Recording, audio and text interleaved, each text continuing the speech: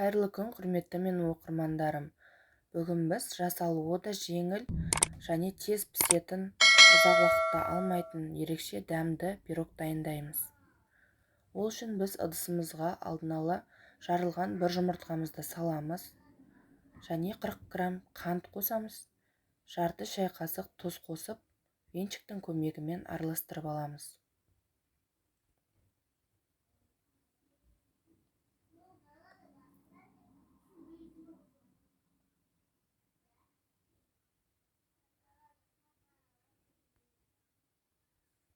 Үстіне ерітілген сары майдан 60 грамм немесе 50 грамм құйып, және ұнды екі бөлікке бөліп алып, жарты бөлігін салып, разрыхлителден 1 чайный ложка, яғни қопсытқыштан салып араластырамыз.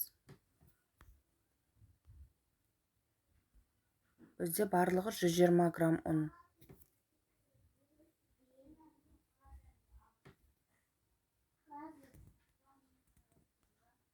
Енді ұнның екінші бөлігін салып, әрмен қарай араластыра береміз.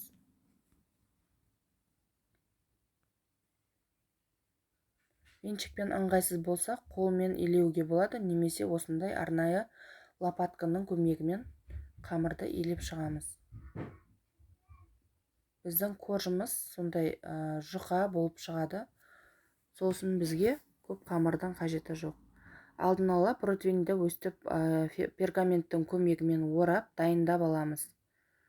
Және қамырымызды үстіне салып, жұқа етіп жайып шығамыз.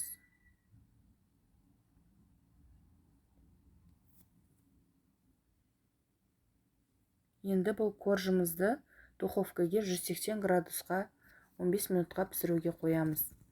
Сол аралықта желатин аламыз 10 грамм және үстіне 60 мл су құямыз. Желатинімізді суға жақсылап ерітіп аламыз.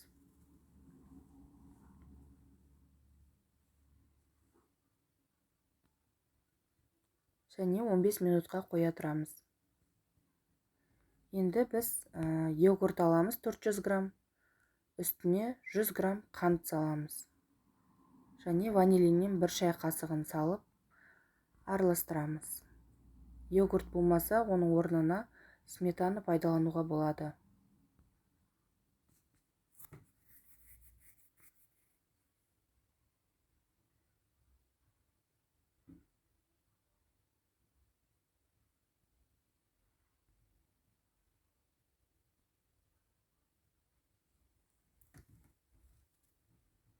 Дайын болды йогуртымыз.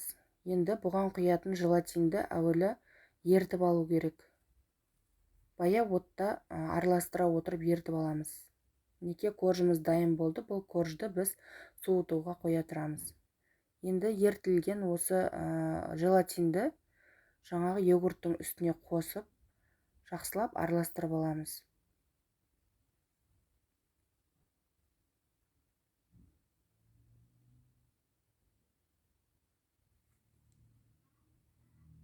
Корждарыңызды алдын ала пісіріп, суытып қойсаңыздар болады.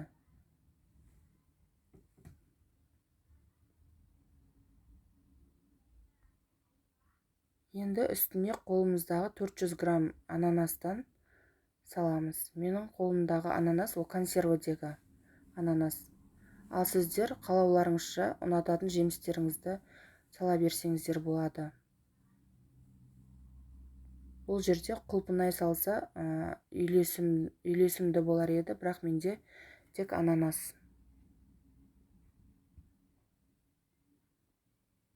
Енді суыған корждың үстіне осы дайын массаны құйып шығамыз.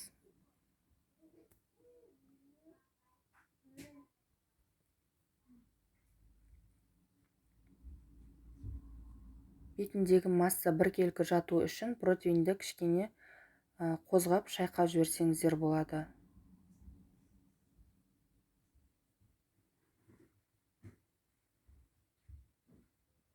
Енді бетін пищевая пленкамен жақсылап ораймыз да, холодильникке 2 немесе 3 сағатқа қоя тұрамыз.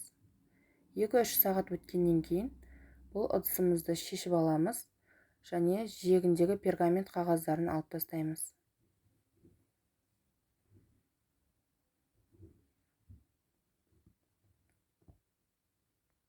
Мінекей пирогымыз дайын болды.